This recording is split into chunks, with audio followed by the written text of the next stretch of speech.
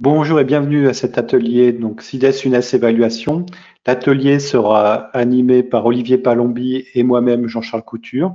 Donc cet atelier fait suite aux présentations que vous avez déjà eues dans le cadre des rendez-vous de l'UNES en mai et en juin.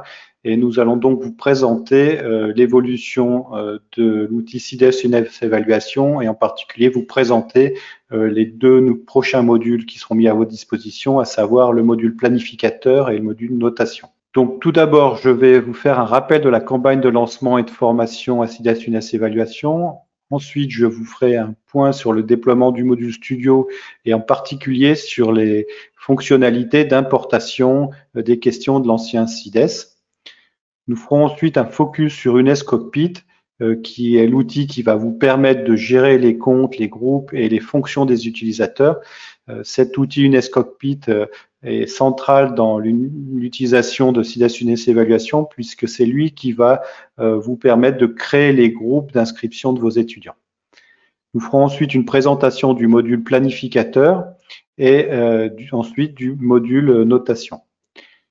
Enfin, je terminerai la présentation sur les prochaines étapes d'accompagnement de CIDES UNES Évaluation, en sachant que toute l'équipe de l'UNES sera à votre service pendant l'été, aussi bien l'équipe pédagogique que l'équipe de développement, pour vous accompagner dans le démarrage de l'outil. Donc, la première partie de la présentation est un rappel de la campagne de lancement et de formation à CIDES UNES Évaluation. Pour recontextualiser l'outil, je vous rappelle que CIDES UNES Évaluation fait évoluer ses modalités docimologiques en introduisant donc les modalités liées à la R2C, donc que ce soit les stations d'ECOS, les TCS, les KFP, en sachant que toutes les nouvelles modalités docimologiques ne sont pas exclusives à la médecine et peuvent être très bien utilisées aussi dans d'autres filières. Évidemment, CIDES UNES Évaluation reprend les modalités docimologiques déjà utilisées jusqu'à présent, que ce soit les dossiers pour régressifs, les dossiers libres, les LCA.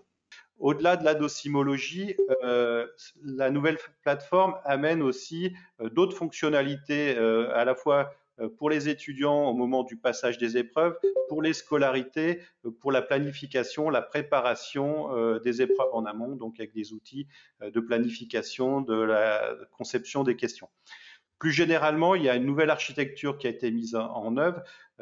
Cette nouvelle architecture, elle s'intègre dans l'écosystème de l'UNES, en particulier ce qu'on appelle le cœur, et donc il y a un outil qui est UNES Cockpit, qui est le logiciel, donc l'outil de gestion administrative qui permet de gérer les comptes, gérer les groupes, et donc CIDES UNES Évaluation s'inclut dans l'écosystème et va interagir avec UNES Cockpit et les autres outils de l'écosystème. Donc la nouvelle architecture, elle a quatre axes. Un axe autour de la sécurité avec un encryptage de bout en bout des informations échangées, une stabilité qui a accrue grâce à l'aspect modulaire. Donc les modules sont indépendants les uns des autres. Ils peuvent être augmentés au niveau de la performance à la demande. Et donc on a aussi une résilience augmentée de par l'aspect modulaire et aussi des technologies utilisées en particulier lors des épreuves pour permettre le offline. Donc, CIDES UNES Évaluation, je le rappelle, ce sont 5 modules fonctionnels. Donc, le studio qui sert à la création des éléments d'épreuve, le module planificateur donc qui sert à la création, la préparation des épreuves, le module superviseur qui lui sert donc à surveiller les épreuves lors de leur passage, le module examen qui est donc le module utilisé par les étudiants pour composer. Enfin, le module notation, lui, sert au post-traitement des épreuves, que ce soit la correction des questions qui ne sont pas corrections automatiques ou bien les décisions du jury, comme par exemple neutraliser une question. De façon pratique, ces différents modules donc, sont mis en œuvre au fur et à mesure de la gestion des épreuves. Donc, dans la phase d'avant-épreuve, on a tout d'abord le studio qui sert donc à la conception des questions, donc plutôt pour les enseignants. Ensuite, le module planificateur qui sert donc à créer les épreuves, donc plutôt autour des personnels de scolarité ou des responsables de formation. Ensuite, au moment des épreuves, on a donc le module superviseur qui est utilisé par les gestionnaires pour surveiller l'épreuve et le module examen, donc qui sert aux étudiants pour composer. Enfin, le module notation est utilisé à la fois par les enseignants et les personnels de scolarité, donc pour gérer la correction des questions et exporter les notes. Je rappelle ici le déploiement progressif qui est fait des différents modules de SIDAS-UNES Évaluation. Donc, dès le mois de mai, vous avez eu à disposition le module Studio, donc afin de permettre la création des contenus d'évaluation pour la rentrée 2021-2022. En juin, on vous a mis à disposition dans un mode particulier, c'est-à-dire avec une épreuve fictive, les modules superviseur et examen. Donc chaque faculté avait une épreuve fictive, ce qui a permis donc de réaliser des tests donc au sein des facultés, à la fois sur le réseau et les matériels des facultés. En juillet, donc, nous avons deux modules qui vont être mis à disposition, donc qui sont le planificateur et le module notation, avec en parallèle donc la mise à disposition d'une Cockpit pour la gestion des groupes d'étudiants en particulier. Enfin, donc les premières épreuves facultaires sur SIDAS-UNES Évaluation sont attendues à partir du mois d'août. En parallèle, donc, vous avez eu un accompagnement qui va se poursuivre pendant l'été, donc réalisé par l'UNES, donc avec la mise à disposition d'une mallette de formation, des webinaires thématiques, des cafés pédagogiques. Je vous rappelle ici l'adresse du support spécifique, donc qui est support-évaluation@unes.fr. Et puis, on a aussi un groupe d'échange des référents UNES, ainsi que les rendez-vous d'UNES. Donc, en pratique, là, vous êtes en phase de préparation des épreuves d'août et de septembre. Donc, depuis mai, donc le studio vous permet de créer les questions. En juillet, donc, vous allez avoir la mise à disposition du planificateur et d'une Cockpit, donc qui va être accompagné pendant ce mois de mai. Et donc, à partir du mois d'août, vous allez utiliser le superviseur, le module examen et le module notation. Voilà, donc ça c'était pour le rappel sur la campagne actuelle. Donc je vais maintenant faire un point sur les déploiements du module Studio. Donc je rappelle que la démarche d'amélioration de fonctionnement de l'UNES, c'est de s'inscrire dans une démarche d'amélioration continue. Donc on a déjà tenu compte des retours que vous avez pu nous faire déjà. C'est important que vous continuez à nous faire ces retours parce que ce sont ces retours qui permettent d'orienter, de prioriser ces évolutions des différents outils. Donc, au mois de mai, vous aviez une version initiale du studio donc, qui permettait la création des questions. Au mois de juillet, donc dans les jours à venir, vous allez avoir donc une nouvelle version du studio qui va permettre le travail collaboratif. Jusqu'à présent, vous pouviez partager vos questions, mais elles n'étaient pas vues par les personnes avec qui vous les partagez. Donc ça, c'est à partir de la mi-juillet, donc le travail collaboratif va être effectif. Je vais vous montrer tout de suite après la méthode pour récupérer les questions ISD de l'ancien CIDES. Et puis, on va avoir aussi l'activation du module de scénarisation des stations d'ECOS et puis donc la gestion des listes des référentiels. Donc, le premier point d'amélioration donc au cours du mois de juillet, ça va être l'importation des questions de l'ancien CIDES. Donc, je vais vous présenter les différents éléments. Donc, je vais vous parler de la date d'extraction, des conditions de récupération des éléments d'épreuve par chaque enseignant. Et puis, je vais vous montrer les différentes étapes d'importation dans le studio, donc des questions de l'ancien CIDES. Enfin, je ferai le point sur les limitations temporaires de cette importation avant de vous expliquer le rôle de gestionnaire d'épreuves qui permet donc au niveau de la faculté de voir toutes les questions de la faculté et d'importer toutes les questions de l'ancien CIDES. Donc tout d'abord concernant les dates d'extraction des données. Donc toutes les questions de l'ancien CIDES seront bien récupérées donc ou récupérables donc dans CIDES UNES Évaluation.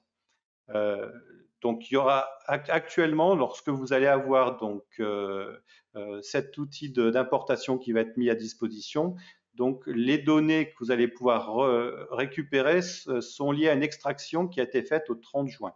Ça veut dire qu'après le 15 juillet, vous allez pouvoir importer dans le studio toutes les questions qui ont été rédigées dans l'interface ISD de l'ancien CIDES jusqu'à la date du 30 juin. À la fin du marché, donc au 31 juillet, il y aura une deuxième extraction de données qui va être réalisée. Il faut à peu près une dizaine de jours pour que les données extraites soient réimportées dans UNES, dans le lac de données pédagogique de l'UNES. Donc ça veut dire que les questions qui auraient été rédigées entre le 30 juin et le 30 juillet seront récupérables dans le studio à partir du 15 août. Excusez-moi. Oui. Excusez-moi. Oui, vous dites récupérable, mais du coup, c'est pas automatique, c'est pas vous qui les réimportez tout de suite. Il va falloir que nous on Je, fasse une manipulation. Alors, c'est exactement, et c'est ce que je vais vous expliquer dans 2 secondes, mais on peut échanger là-dessus tout de suite après. Donc, l'élément important, quelle est la clé pour identifier les utilisateurs entre l'ancien CIDES et le nouveau CIDES? La clé, c'est l'adresse mail en fait qui est associée à la fois d'un côté au compte de l'ancien CIDES et au compte UNES. Donc ça, c'est la première condition, il faut avoir un mail identique. La deuxième condition, c'est que l'enseignant ou l'utilisateur doit ou devait être créateur, soit auteur, soit co-auteur de la question dans l'ancien CIDES. Donc par défaut, lorsqu'on crée une question dans l'ancien CIDES, on est au moins créateur. Mais si on a été auteur ou co-auteur, donc si on a été cliqué comme auteur ou co-auteur, on pourra aussi récupérer la question.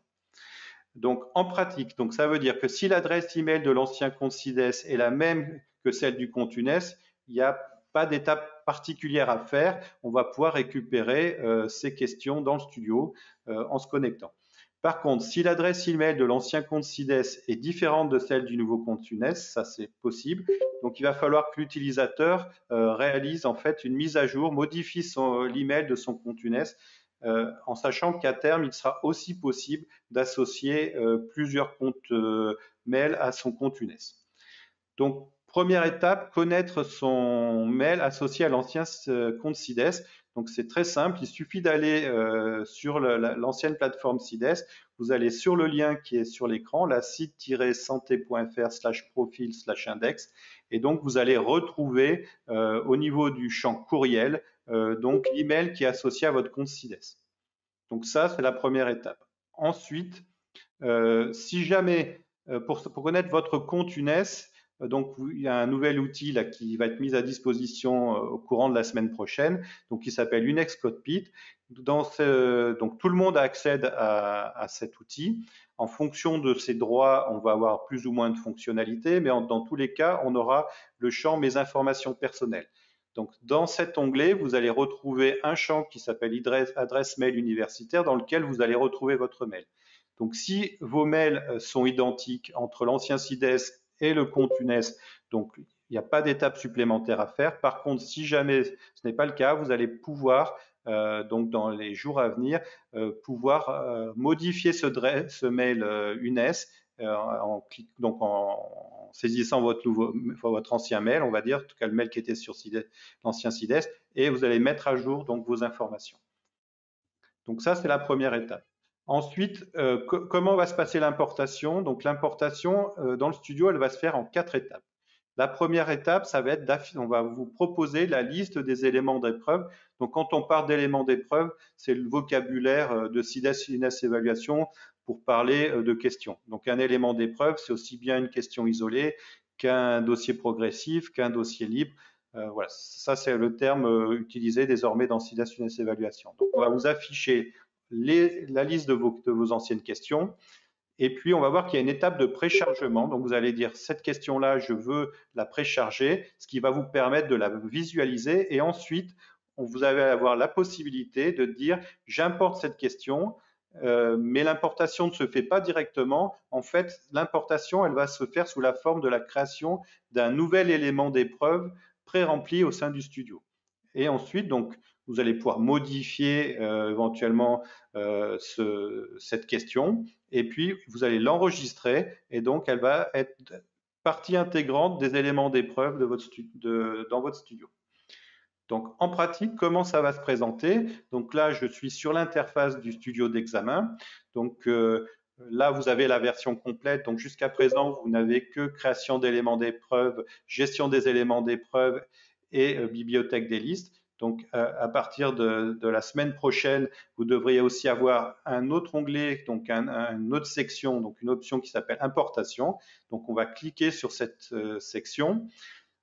Par défaut, donc, on va vous afficher un premier onglet qui s'appelle éléments d'épreuve. Donc, les éléments d'épreuve, ici, on distingue en fait tous les dossiers. Donc, c'est plutôt les DP, les dossiers de LCA, en gros, tous les groupes de questions. Et on va distinguer à côté un deuxième onglet où on va retrouver les questions isolées. Donc ici, je suis sur éléments d'épreuve. Dans la première colonne, je vais avoir donc un numéro d'identifiant unique. Ce numéro d'identifiant unique, en fait, il est constitué comment? Il est constitué par le préfixe eval, donc, plus le numéro ID donc unique de l'ancien CIDES. Donc, si vous connaissez le numéro de question donc d'un dossier que vous voulez récupérer, vous pouvez, dans Recherche globale, saisir le numéro et donc on va retrouver, vous afficher le dossier que vous voulez importer. Donc ensuite, on aura le type d'éléments, donc que ce soit un DP, un dossier DLCA, etc. Le titre de la question, comme vous l'aviez saisi donc dans l'ancien CIDES. Et enfin, on a une colonne d'action avec par défaut une option qui est celle du préchargement d'éléments d'épreuve. Donc vous allez cliquez si vous voulez récupérer quelque chose ou en tout cas avoir un aperçu d'un élément. Vous allez cliquer sur la petite flèche. Donc là, cette petite flèche va déclencher une première importation dans votre interface du dossier, ce qui vous donne deux autres options derrière. Donc un petit œil qui permet donc d'avoir un aperçu de votre dossier ou de votre question isolée et un petit stylo qui permet d'importer la question sous forme d'éléments d'épreuve pré-remplis.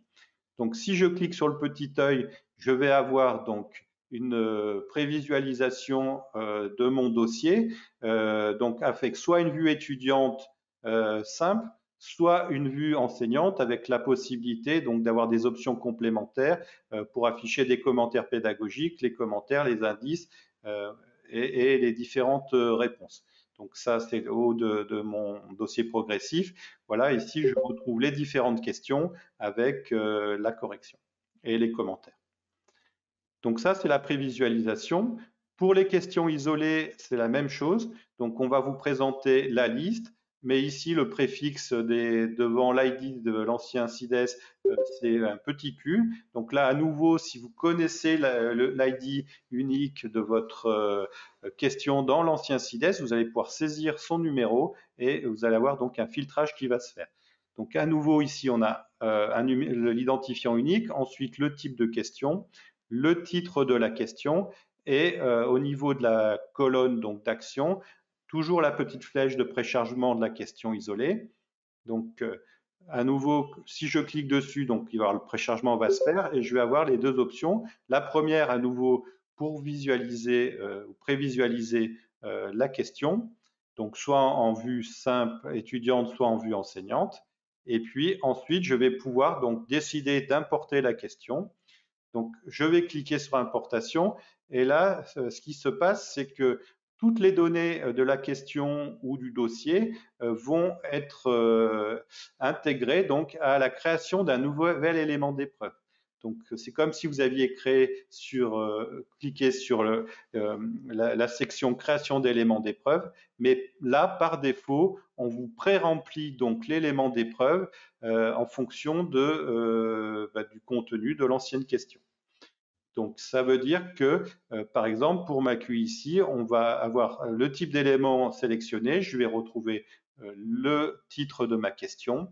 Et quand je vais passer donc à l'onglet contenu, donc là, c'est le cas d'un DP. Si c'était un DP, je vais avoir l'énoncé et l'intégralité des questions qui vont être reprises. Pour les LCA, on retrouve aussi le PDF. Et donc, je vais pouvoir maintenant, éventuellement, c'est pas une obligation, mais modifier mes questions ou les relire avant de les importer dans le studio. Voilà, donc je retrouve à la fois l'énoncé, à la fois évidemment les propositions de réponse. Et puis, donc, je vais pouvoir, la dernière étape, c'est l'étape d'enregistrement. Donc, comme je le ferai pour n'importe quel nouvel élément que je voudrais créer dans le studio, je vais enregistrer.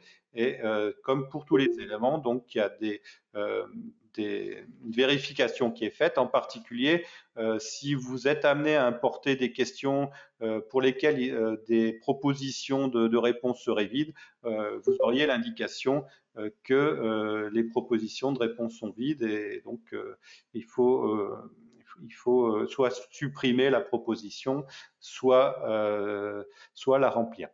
Donc, une fois que j'ai enregistré mon élément d'épreuve, il vient tout naturellement s'intégrer donc dans mon studio, donc dans la partie gestion des éléments d'épreuve. Et là, je vais pouvoir donc retrouver donc ma question.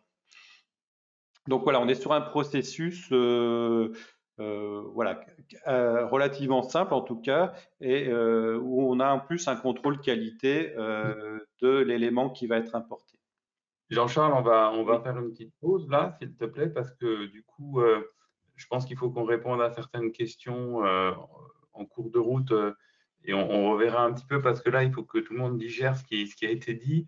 Donc, si tu veux jeter un coup d'œil sur le chat, on va remonter Alors, probablement à différentes questions. Celle de Thomas en particulier qui nous a posé là à 10h23. Donc, pour revenir vraiment au début de la présentation, donc, il note la norme est donc un compte CAS. Les comptes locaux sur l'ancien CIDES ne seront plus rattachés aux questions créées. Il faudra soit attendre la possibilité d'associer un second mail ou attribuer les questions manuellement au bon compte. Alors, pour essayer de se mettre dans la peau de l'enseignant, d'accord, ou de la personne qui va saisir les questions, au plus simple, et Jean-Charles, tu me corriges, mais je joue un peu ce rôle-là. En gros, je suis au courant de rien. Je me connecte sur le studio avec mes identifiants universitaires et je peux avoir l'onglet importation. Si je clique sur l'onglet importation, vous avez compris que normalement, parce que tout le monde ne change pas d'adresse email comme ça, etc., vous retrouvez l'ensemble des questions, vous avez été auteur, co-auteur, etc. Donc ça, c'est la situation, je dirais, idéale, qui sera la plus courante, a priori, et qui permet à un auteur de retrouver ces questions. Jean-Charles, tu veux compléter ça parce que ça peut se compliquer et dans quel cas? alors, en fait, ce que je vais expliquer après, c'est que effectivement, il y a ce matching sur le mail. On va voir qu'il y a une solution qui est la possibilité de donner un droit à un gestionnaire pour voir toutes les questions de la faculté, ce qui est temporairement, en attendant qu'on puisse associer plusieurs mails à un même utilisateur, éventuellement une solution de secours, en sachant que ce gestionnaire va pouvoir importer les questions et les repartager éventuellement avec les auteurs s'il y a besoin. Alors, ok, donc ça c'est une solution voilà. Donc ça répond aussi un peu à la question de Cécile qui nous interroge là aussi en disant que finalement l'attribution, la gestion des mails, c'est quelque chose qui n'est pas à faire obligatoirement par tout le monde. Non, effectivement, pour ceux qui avaient leur mail universitaire déjà comme mail associé dans l'ancien CIDES, il ne devrait pas y avoir de modification à faire. Donc ce qu'on peut dire pour essayer de simplifier, hein, pour que ce soit bien clair pour tout le monde et répondre à ces deux questions-là, en gros, les enseignants se connectent avec leurs identifiants universitaires tels qu'ils le faisaient sur l'ancienne plateforme et ils devraient retrouver leurs questions. Voilà. Et si ce n'est pas le cas, on a cette possibilité qu'on va vous présenter après d'une gestion qui sera centralisée avec quelqu'un qui aura tous les droits. Donc, je continue sur les questions, Jean-Charles, sur ça. Donc, s'il y en a qui veulent prendre la parole, vous pouvez. Il y a une question, Jean-Charles, sur les supports PDF et vidéo de ce qu'on est en train de montrer. Alors, Donc, on aura bien un PDF qui va expliquer ça. alors oui, en fait donc il va y avoir effectivement, quand ça va être mis à disposition, il va y avoir un PDF, un tutoriel dédié à l'importation. Après, on a des questions qui sont intéressantes. Certains nous disent, mais attendez, on aurait très bien pu, avec votre système, importer toutes les questions. Alors, pourquoi on ne fait pas un import massif de l'ensemble des questions en disant à un auteur, voilà tout ce que vous avez fait? Pour plusieurs raisons. La première, c'est que vous avez bien compris qu'il faut qu'on soit sûr comme on a mis des questions en co-auteur, etc., là, on risque de se retrouver avec vraiment beaucoup de questions pour certains. Et donc, comme c'était commencé à être un petit peu le bordel hein, au niveau de CIDES, quand on est, moi en tant qu'enseignant, ça devenait compliqué là avec les années. Et donc, du coup, si en plus on mettait mes questions et mes co-auteurs, je me suis retrouvé avec je ne sais pas combien de questions et ça aurait été ingérable. Et donc, ça, c'est un premier point. Et le deuxième point, c'est que la démarche qualité dont a parlé Jean-Charles, c'est effectivement, j'ai un certain nombre de questions. Le fait de l'importer, ben, c'est une démarche par question. Ça peut paraître long, mais à la fin, vous avez une vraie bibliothèque qui a été travaillée et qui peut être réutilisable beaucoup plus simplement. Donc, je ne sais pas si ça répond à la question, mais voilà, je vois que certains disent effectivement qu'il y a beaucoup de doublons et des questions qui se répètent. Moi, j'ai une question également, si je peux Ouais. vous couper. Là, du coup, l'importation de ces questions, on va recréer des nouvelles questions. Sur CIDES, quand la question avait été jouée en examen, il fallait qu'on la duplique pour pouvoir la réutiliser. Est-ce que là, ce sera la même chose? Non, non, en fait, les questions dans le studio vont vivre leur vie indépendamment, ce qui n'empêche pas qu'à terme, on vous donnera de l'information sur le fait que la question a été jouée ou pas, voire même ses indices de qualité. Mais le fait de jouer une question ne la bloquera pas dans le studio. Alors, il y a David Romeuf qui nous interroge sur, j'en profite pour saluer David, sur l'importation de la docimologie en pharmacie, où il y a des valeurs numériques, l'éditeur latex, etc. Alors, ça fait écho à la diapositive que je viens d'afficher concernant les limitations temporaires aujourd'hui de cette importation. Donc actuellement, il y a des limitations. La première, elle porte sur les KFP et les TCS. Donc les KFP et les TCS peuvent être créés actuellement dans le studio. On peut créer des KFP et des TCS. Par contre, pour l'instant, on n'est pas en mesure d'importer les questions de type KFP et TCS de l'ancien système. Donc c'est quelque chose qui sera mis à disposition, mais qui pour le démarrage ne sera pas présent.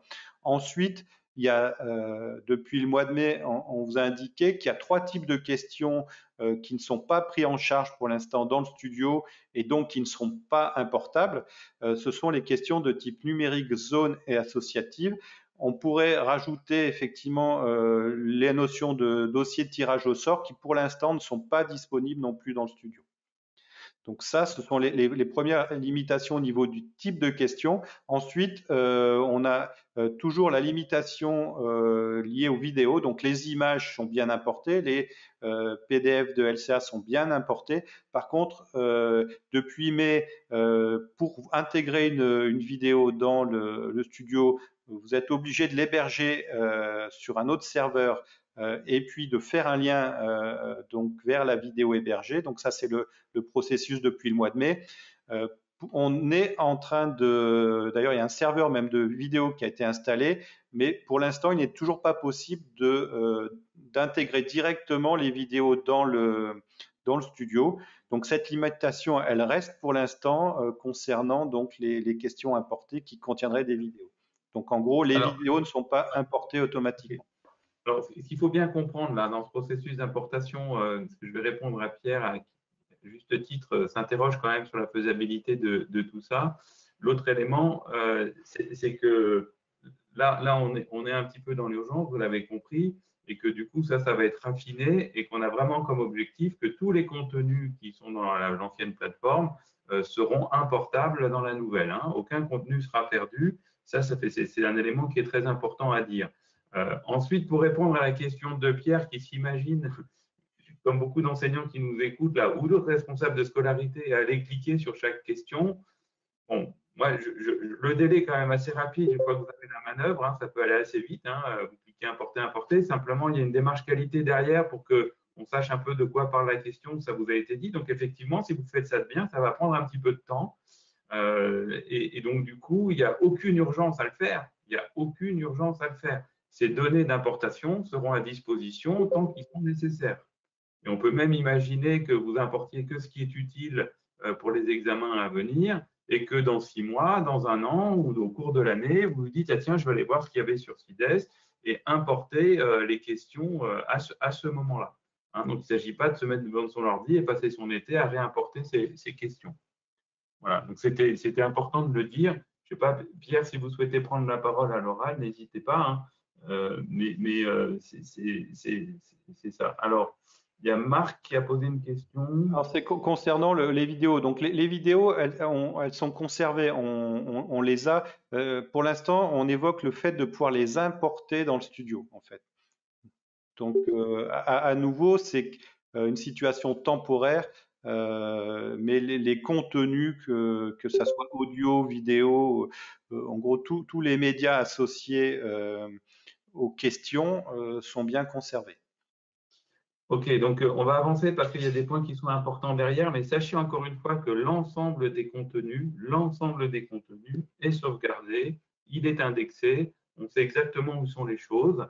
Donc là, le filtre qu'on vous demande, hein, c'est pas parce qu'on n'a pas les contenus, c'est parce que voilà, on veut que ce soit fait le plus proprement possible pour que finalement on profite de ce déménagement pour faire le ménage, comme on le fait souvent dans la vraie vie. Voilà, Jean-Charles, je te laisse la parole. Donc, j'enchaîne effectivement sur la fonction gestionnaire d'épreuves. Donc, la fonction gestionnaire d'épreuves, c'est une fonction qu'on va pouvoir assigner à certains utilisateurs de l'écosystème. Cette fonction, elle permettra deux choses: l'accès à l'ensemble des éléments d'épreuve qui sont présents dans le studio pour l'institution. Donc, la personne qui sera gestionnaire d'épreuves verra toutes les questions du studio de l'ensemble des membres de l'institution. Et ensuite, ce gestionnaire d'épreuves pourra aussi, au sein du studio, avoir accès à l'importation de l'ensemble des anciennes questions de CIDES. Donc, cette fonction spécifique, elle sera attribuable dans l'outil UNESCO Cockpit. Je vais vous montrer après comment. Et en gros, ce sont toutes les personnes qui aujourd'hui avaient la fonction responsable scolarité. Donc, c'est une fonction qui existe déjà au sein de CIDES-NG. Donc, toutes ces personnes qui vont pouvoir assigner des fonctions, et en particulier donc la fonction gestionnaire d'épreuves. Alors, par contre, j'attire votre attention sur une contrainte là à nouveau temporaire. Il est important, c'est pas le tout d'avoir le droit au niveau de l'écosystème, d'avoir le droit gestionnaire d'épreuves. Il faut aussi avoir accès au studio. Donc pour ça, on en est pour toujours à demander à ce que l'inscription au studio se fasse vers le formulaire qui est en ligne. Donc je rappelle ici l'adresse. Donc c'est toujours la même adresse de formulaire d'inscription qu'on donne depuis le mois de mai. Donc il faut que les gestionnaires qui auront besoin d'accéder à toutes les questions du studio remplissent rapidement, donc si ce n'est pas déjà fait, le formulaire qui est à cette adresse. Donc je passe très vite sur un autre aspect de l'importation. Donc là, on vient de parler de l'aspect importation des questions, question par question. Se pose aussi la question d'importer toutes les questions des épreuves. Et ça, c'est un travail qui est en cours et qui est attendu pour la mi-septembre, de pouvoir donc sélectionner une épreuve complète et importer tout son contenu. En attendant, je vous rappelle que vous avez la possibilité d'exporter un bon à tirer depuis l'IGE qui vous permet de récupérer en gros le numéro de chaque élément d'épreuve présent dans l'épreuve, ainsi que les différentes questions. Donc ça, c'est un moyen pour vous, c'est pour les personnes qui auraient besoin d'importer courant août, en tout cas en attendant que cette fonction soit disponible, qui auraient besoin d'importer des épreuves complètes. C'est juste pour vous rappeler que vous avez besoin de connaître ce qu'il y avait dans votre épreuve, et donc la bonne façon de garder cette trace au-delà du 31 juillet, c'est le bon à tirer. Voilà, ça c'était pour les rappels des évolutions du studio. Je vais faire un focus maintenant sur UNESCO Cockpit. Pourquoi? Parce que le planificateur a besoin d'un certain nombre d'informations et en particulier a besoin des groupes d'étudiants à inscrire. Et ces groupes d'étudiants, ils viennent du Cockpit. Donc, je vais donc vous expliquer rapidement comment fonctionne le Cockpit. Donc, UNESCO Cockpit, donc c'est vraiment un outil qui est au cœur de l'écosystème UNES, qui va avoir des fonctionnalités de gestion, donc par exemple de création des groupes, d'assignation de droits, mais c'est aussi à terme pour tout utilisateur la possibilité d'avoir des vues qui correspondent à son métier. Et quand je parle de métier, ça correspond aussi au métier d'étudiant. C'est-à-dire que l'étudiant, à terme, aura des vues sur son parcours, des vues personnalisées, mais chaque métier, chaque utilisateur, en fonction de son périmètre de ses droits, aura des vues de suivi en plus de possibilités de gestion. Donc, on va voir qu'il y a différentes au niveau de la gestion, donc la possibilité de gérer son profil personnel. Donc, on l'a évoqué tout à l'heure, ça veut dire la possibilité éventuellement de changer son mail pour que le matching se fasse correctement dans le studio. Il y a la gestion des personnes, donc l'assignation en particulier des fonctions. Je rappelle que donc on va pouvoir assigner des fonctions dans une Cockpit, par exemple gestionnaire d'épreuves, et qu'en fonction des fonctions assignées aux personnes, ces fonctions vont se traduire par des droits, des fonctionnalités différentes dans les différents outils de l'écosystème UNES. Donc, à commencer par le studio, mais aussi c'est valable pour UNES Formation, donc l'ancien CIDES-NG ou tous les autres outils de l'écosystème. Donc, en parallèle à la gestion des personnes, il y a aussi la gestion de l'offre de formation. On va voir à quoi ça sert pour arriver, par exemple, à créer des groupes de rattrapage.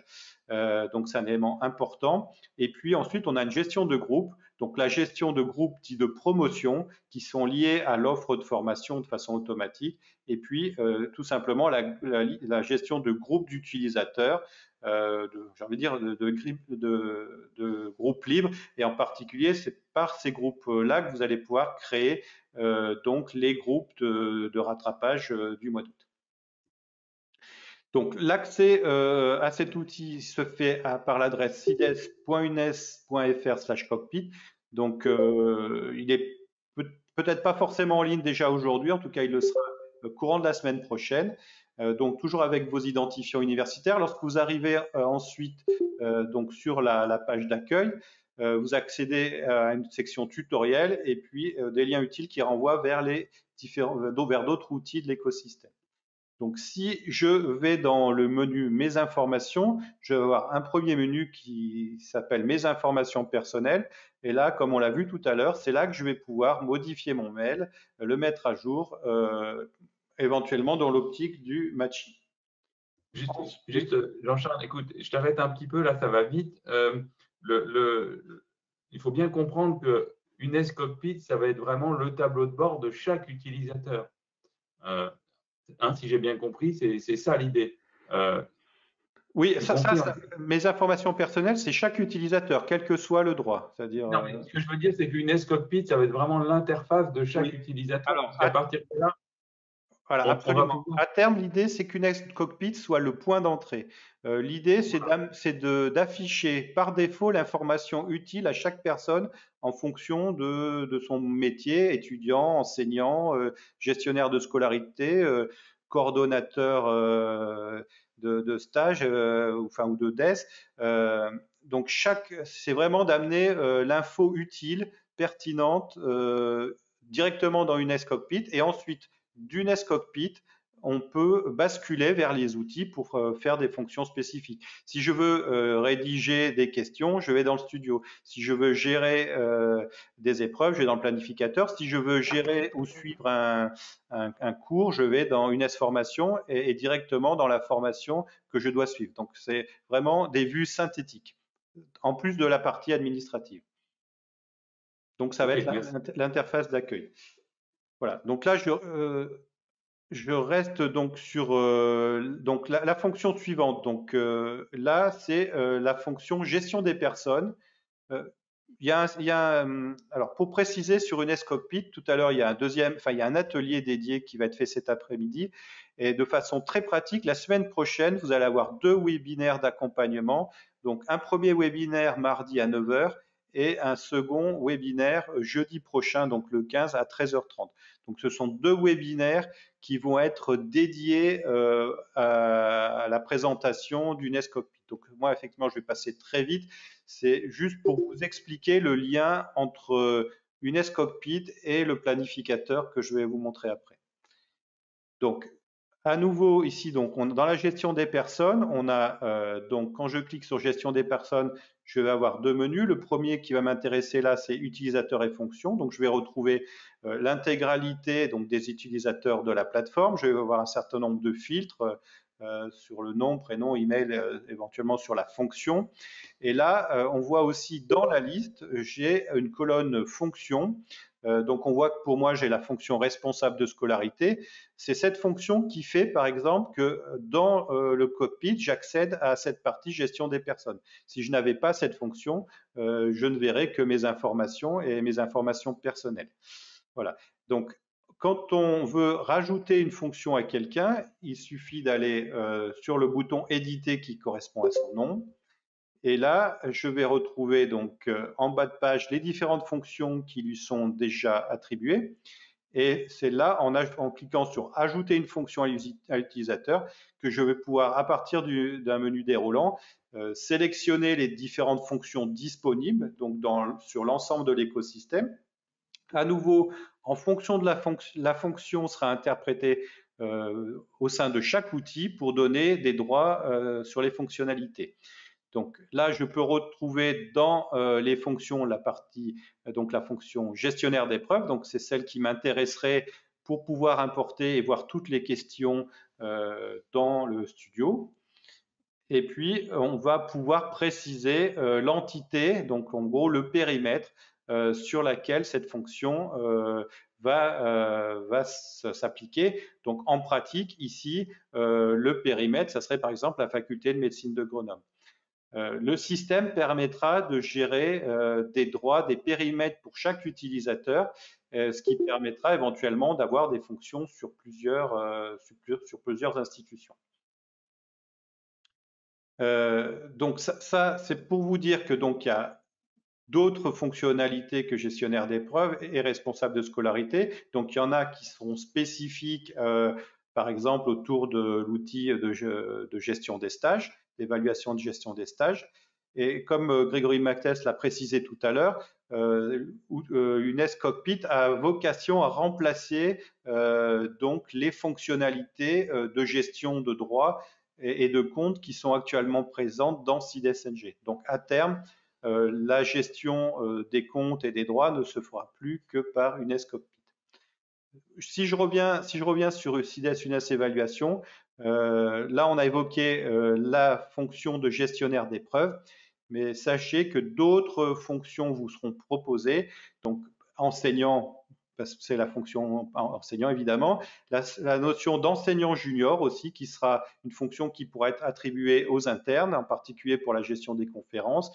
La fonction étudiant, donc les étudiants pourront accéder dans certaines mesures donc au studio, mais dans un certain périmètre.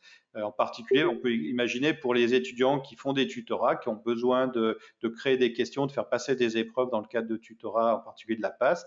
Et puis donc, il y aura un rôle scolarité, un rôle d'ingénieur pédagogique, en sachant que d'autres fonctions pourraient être implantées. Et en fonction donc de la fonction, cette fonction sera interprétée avec des droits ou des périmètres différents au sein du studio. Là, je vais vous parler de la gestion des groupes d'étudiants. Donc, c'est important pour préparer les groupes de rattrapage. Donc, cette gestion des groupes, elle nécessite 3 étapes. En tout cas, il y a une première étape qui est la création de la formation. Donc, ça, chaque année, il faudra donc avoir la formation d'inscrite. Par exemple, la formation, c'est quoi? C'est la formation deuxième année de médecine 2021-2022. Donc, ça veut dire qu'on part du diplôme, donc du cycle des FGSM, de l'année, la deuxième année et d'une période. Ça me donne une formation dans le système UNES.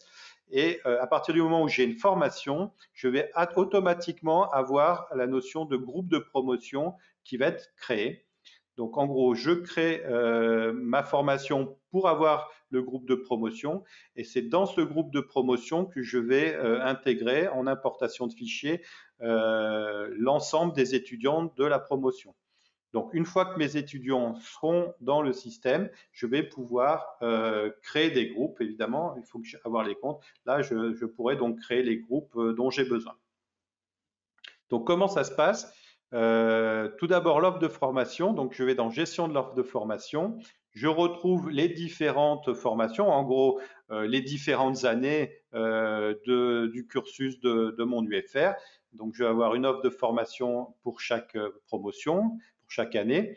Donc, je vais faire ajouter donc une formation. Là, je vais sélectionner donc le premier cycle, DFGSM. Je vais dire que c'est la deuxième année. Donc, vous avez des menus déroulants à chaque fois qui sont proposés. Et puis, je vais préciser à nouveau le périmètre. Ici, c'est Faculté de médecine de Strasbourg. Et la période, là, à nouveau la période, on a des périodes présélectionnées, présélectionnables. Donc là, je vais dire que, en gros, je vais créer une formation de deuxième année de médecine pour ma faculté de médecine de Strasbourg pour l'année 2021-2022. Et là, j'enregistre et je vais récupérer donc cette formation.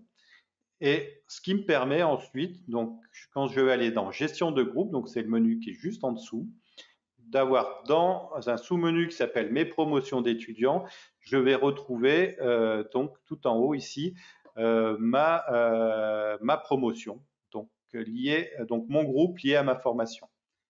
Donc ici on retrouve les différentes promotions, les différents groupes en gros de promotion. À droite j'ai deux options.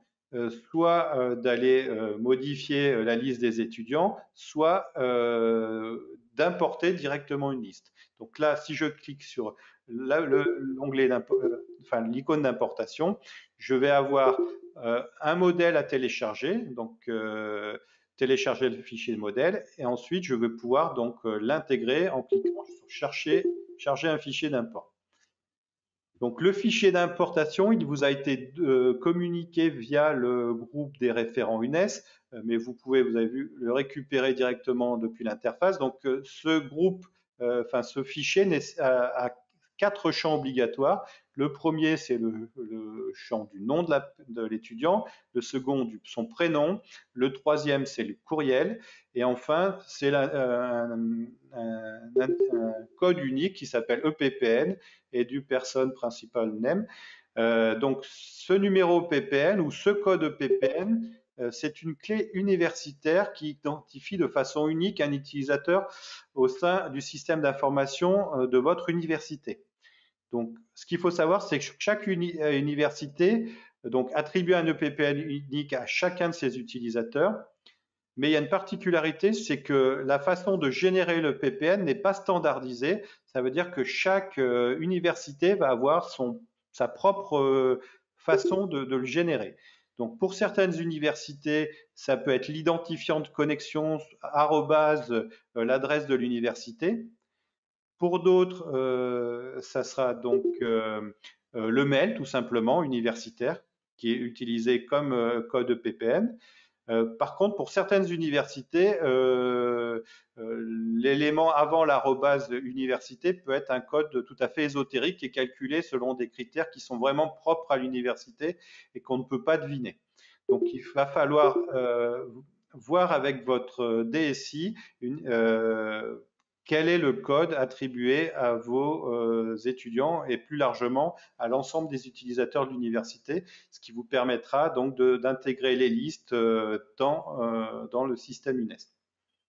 Donc en sachant que excuse-moi, il reste 5 minutes. Normalement, il y a quand même des questions qui fusent de partout là. Tu en as encore pour longtemps? On peut répondre à des questions? Cette présentation en fait va jusqu'à 11h55, Olivier, c'est pour ça. Donc alors. Non, mais vas-y, continue. Mais tu vois, il faut qu'on s'interrompe de temps en temps parce qu'après on accumule. Tout à fait. Si tu es d'accord. Non, non, mais aucun problème. Juste pour dire que, en gros, l'UNES de son côté attribue à nouveau un numéro qui évite, même si deux universités se retrouvent à avoir le même EPPN, donc ça c'est géré côté UNES. Voilà. Ok. Ouais. Vas-y.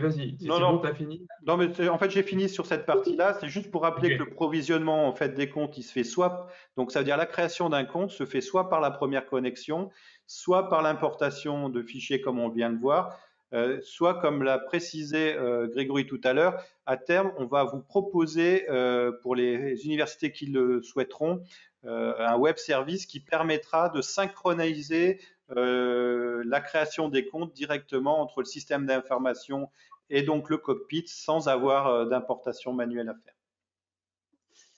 Ok, alors on va répondre un peu aux questions. Je reviens un peu en arrière. Il y a Mickaël qui nous a interrogé toujours sur le problème du mail privé et du lien entre le mail qu'il y avait sur CIDES et sur CIDES nouvelle version. Donc, du coup, pour répondre à cette question, effectivement, on peut avoir un email privé avec des comptes locaux, comme on dit, au niveau de CIDES, et donc du coup avec un email associé.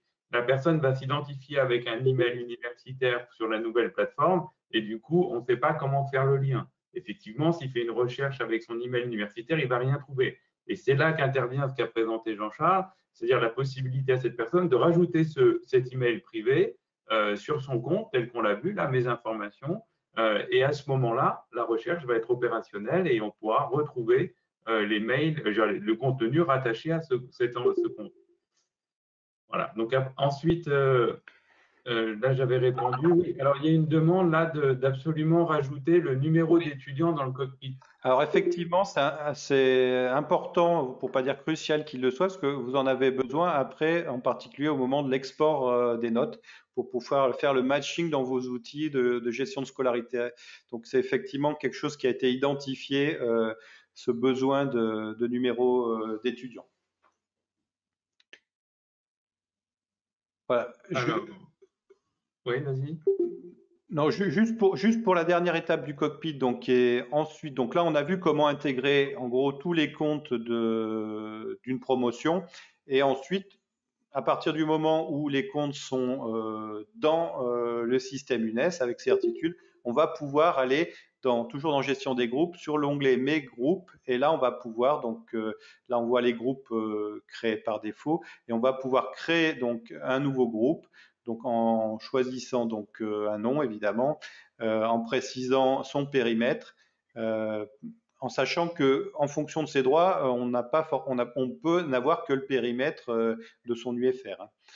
Et ensuite donc tout simplement on va pouvoir dire pour un groupe donné, aller choisir les personnes qu'on doit mettre dans ce groupe. On peut aussi choisir les personnes qui ont le droit de gérer ce groupe, c'est la notion d'administrateur, et à nouveau la notion de périmètre. C'est-à-dire que par exemple sur des épreuves interrégionales, vous pouvez très bien partager un groupe d'inscription entre plusieurs universités avec des gestionnaires différents. Voilà, j'en ai fini pour le cockpit. Je ne sais pas s'il y a des questions du coup, Olivier. Oui, j'aurais une question. Bonjour. C'est par rapport justement aux mails universitaires et aux mails privés. Nous, on a certains utilisateurs qui n'auront pas de mail universitaire. Dans le cadre de formation où on a des experts, notamment pour les yeux à libre choix, où on a par exemple des avocats qui peuvent intervenir dans des formations sur de la médecine légale, etc. Donc, ils n'auront pas d'attribution de mail universitaire, ou pour certains CCA aussi. Donc, du coup, on ne pourra pas matcher et un mail privé et un mail universitaire. Or, actuellement, quand on essaie de se connecter, l'unique possibilité proposée est le CAS. Donc, comment est-ce que ça se passera pour ces utilisateurs-là?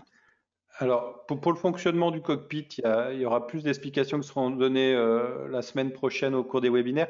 En pratique, là, pour l'instant, on est sur la première façon de faire, c'est de modifier son compte dans le cockpit. Les comptes UNES n'ont pas l'obligation d'être associés à des comptes universitaires.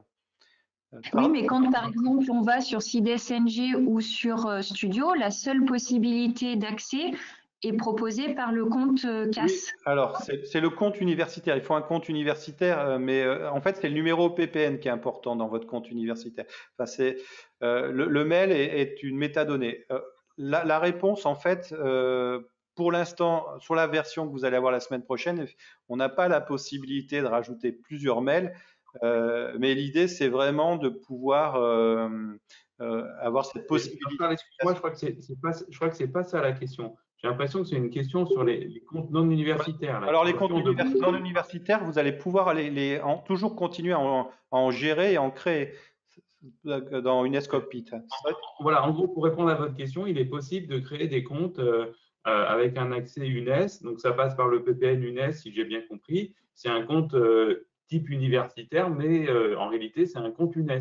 C'est l'équivalent des comptes locaux qu'on avait avant, voilà, et qui est uniquement destiné à ceux qui n'ont pas d'identifiant et d'existence dans le système d'information de l'université. Est-ce que ça répond à votre question?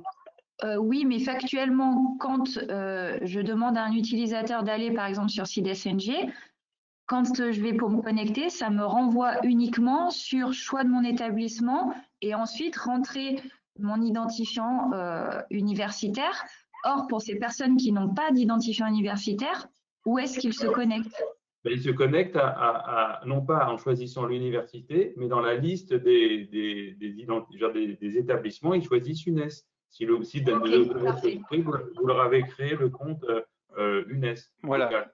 Ok, merci. En fait, le préalable, c'est effectivement d'avoir du coup créé le compte dans le cockpit. Pour ces personnes extérieures, il faudra créer le compte dans le cockpit et ensuite ils se connecteront avec en choisissant UNES comme institution.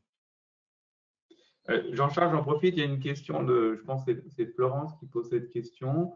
Il y a une question sur la synchronisation. Là, la question quand vous dites, voilà, on a des étudiants qui sont en DFASM ou telle année, on sait qu'ils sont inscrits comme ça dans le système d'information de l'établissement.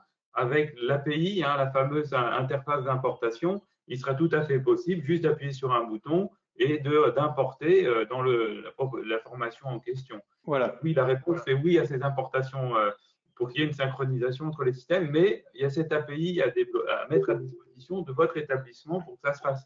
Si j'ai bien compris, Jean-Charles. C'est ça, c'est absolument ça. En fait, il y a une API qui va être… Oui. Ma question, bonjour.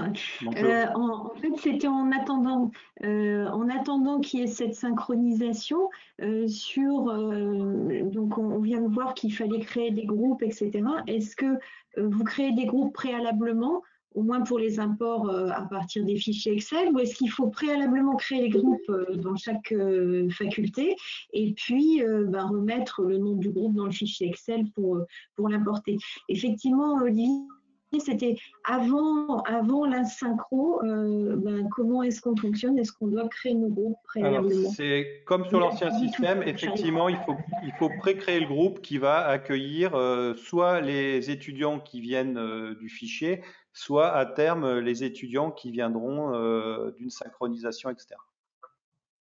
Mais le préalable, c'est de créer les groupes, et on a vu que pour créer les groupes d'étudiants, il faut créer le niveau formation. En fait, c'est la façon de créer le groupe. On crée une formation.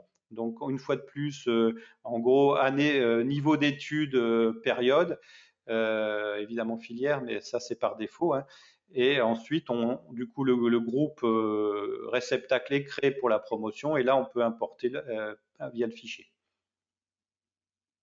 Ok. D'accord, donc chaque faculté fait cette démarche-là. Juste, Okay. Oui, excusez-moi, parce que en fait, c'était un peu ça ma question. S'il faut créer la promotion, mais nous, on a des groupes qui sont issus de différentes promotions. Par exemple, les UE de master. Bien sûr. Il y a des étudiants qui viennent de DFG, de DFASM.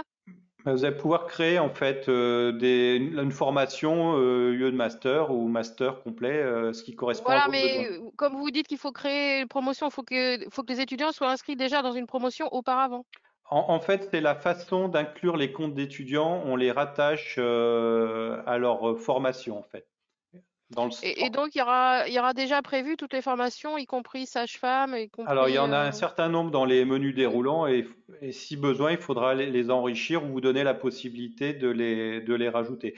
On va voir après dans le planificateur qu'en fait, ça va avoir un impact énorme derrière parce que sur les groupes qu'on va vous proposer. Parce que quand vous allez choisir, créer une épreuve, vous allez préciser pour quelle promotion ou pour quelle formation vous allez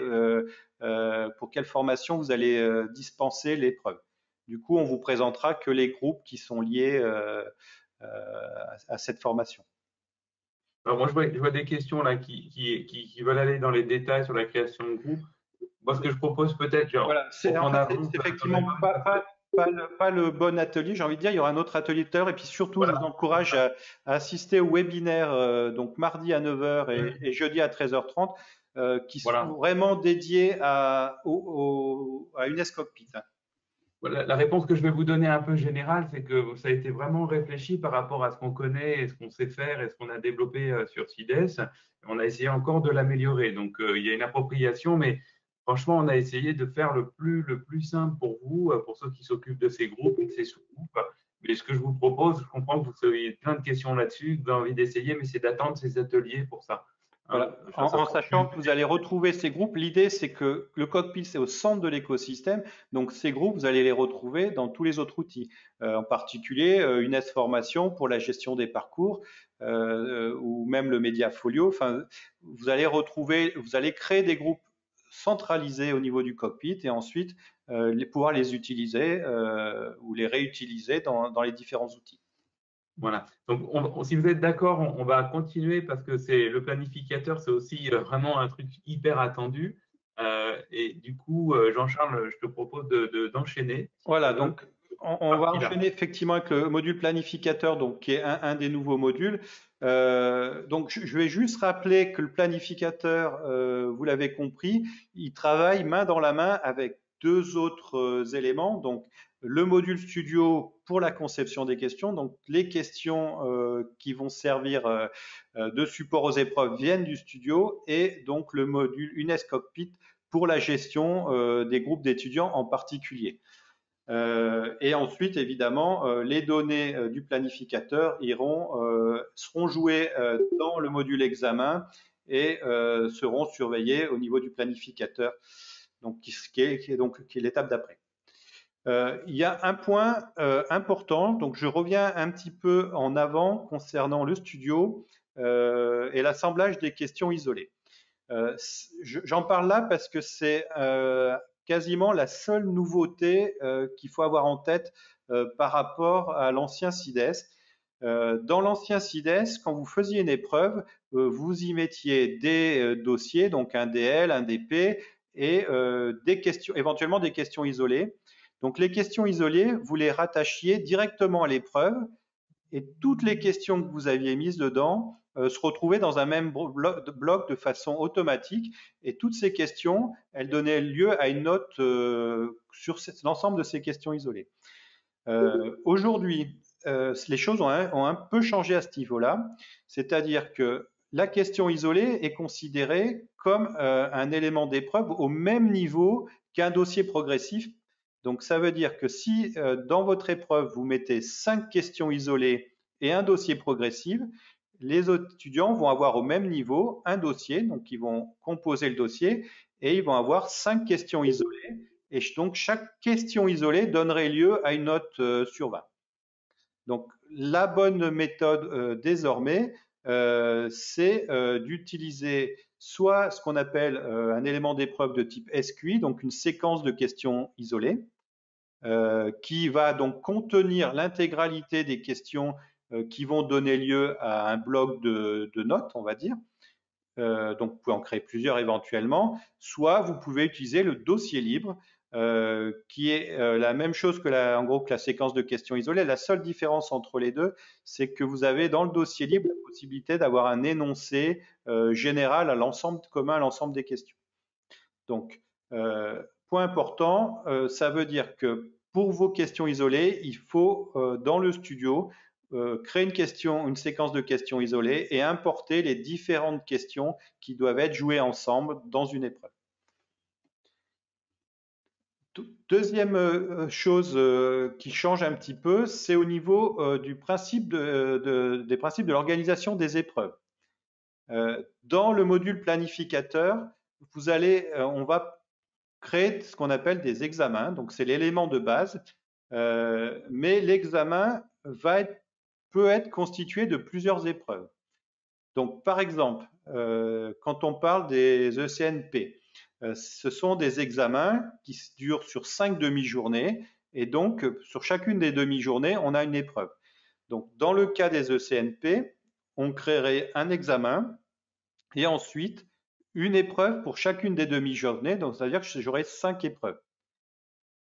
En pratique, pour les examens facultaires, vous avez la plupart du temps un examen qui correspond uniquement à une épreuve.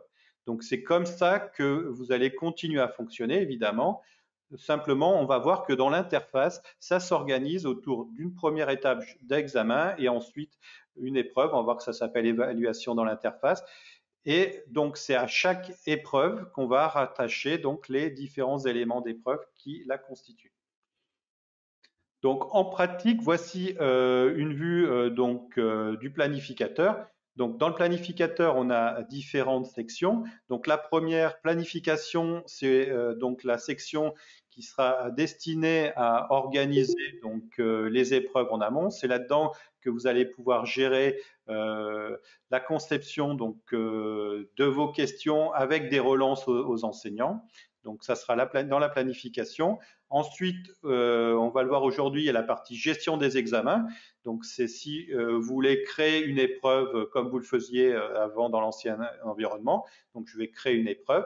Il y a une notion d'espace personnel. Il y a aussi une notion autour des statistiques d'usage. C'est-à-dire qu'on va vous proposer dans cet outil d'avoir des statistiques sur des retours d'informations sur les questions, les éléments d'épreuve déjà joués, ce qui peut être un critère d'inclusion ou non dans une nouvelle épreuve. Il y a une partie très particulière que je vais évoquer rapidement, mais à nouveau, il y aura des formations dédiées à cette partie-là dans les semaines à venir autour de la notion de bibliothèque des listes. Le planificateur, c'est pas seulement un lieu où on crée des examens, c'est aussi le chef d'orchestre de l'ensemble de l'outil CIDES UNES Évaluation. Donc, il y a un certain nombre de paramétrages, de personnalisation qui seront disponibles à partir de cette partie bibliothèque des listes. Et enfin, une notion de calendrier pour avoir une vision des épreuves qui doivent être réalisées. Donc, je vais vous parler tout de suite de la gestion des examens. Donc, c'est la deuxième section. Donc, dans la section des examens, vous allez avoir tout simplement, par défaut, on va vous présenter la liste des examens, donc avec un certain nombre d'informations, un numéro unique, son titre, un titre court, le type d'examen. Vous allez pouvoir préciser si ce sont des épreuves facultaires, si ce sont, je sais pas, des épreuves blanches interrégionales. Donc, il y a un certain nombre de types d'examens qui seront disponibles. Il y aura la date de départ, la date de fin prévue de l'épreuve, la durée. Donc, vous avez la possibilité, quand vous allez paramétrer donc des épreuves, soit de borner l'épreuve à un horaire de début et un horaire de fin, soit de préciser une durée à partir de l'affichage de la copie par l'étudiant. Et ensuite, on a un statut donc qui, en fonction du niveau de préparation de l'épreuve. Et dans la toute dernière partie, vous avez donc différentes options qui permettent de modifier, d'afficher ou d'imprimer l'épreuve, ainsi qu'éventuellement de la télécharger pour l'utiliser ailleurs. Et enfin, on a en bas de page donc un élément qui s'appelle ajouter un nouvel examen. Donc, quand on clique dessus, on va avoir une interface qui s'ouvre avec 3 onglets. Donc là, j'ai remis la petite pastille bleue. On est donc au premier niveau, qui est le niveau examen. Donc, on va donner un nom à l'épreuve, enfin à l'examen. Donc, ça peut être épreuve d'UE de cardiologie, par exemple, éventuellement un nom court. Là, vous allez ensuite pouvoir choisir l'université, en sachant que l'université, ça dépendra de vos droits. Pour ceux qui auront des droits sur plusieurs, quand on parle d'université, on parle d'institution, ça peut être plusieurs UFR. Par exemple, on pourrait avoir un ingénieur pédagogique qui a à la fois accès à l'UFR de médecine et l'UFR de pharmacie. Donc, pourrait avoir le choix ici entre les deux UFR comme choix d'usage de l'examen. En sachant qu'en fonction donc de l'UFR ou l'université ici, l'UFR qui va être choisi, les groupes qui seront présentés au moment de l'inscription varieront en fonction du choix qui aura été fait ici. En dessous, on a donc à nouveau on a la notion de promotion. Donc, on retombe sur la notion de formation de promotion. Donc, c'est ce qu'on a vu tout à l'heure ou évoqué au niveau du cockpit. Donc, ici, il y a une conséquence ici. Donc, à nouveau, en fonction de mes droits ou en fonction de l'université que j'ai sélectionnée avant, je vais pouvoir dire pour quelle formation, en gros, va s'appliquer donc cette épreuve. On peut éventuellement avoir des épreuves qui sont à cheval. Par exemple, pour les épreuves interrégionales ou même nationales, on peut avoir sélectionné plusieurs universités, voire plusieurs formations, si on a des épreuves communes sur plusieurs années.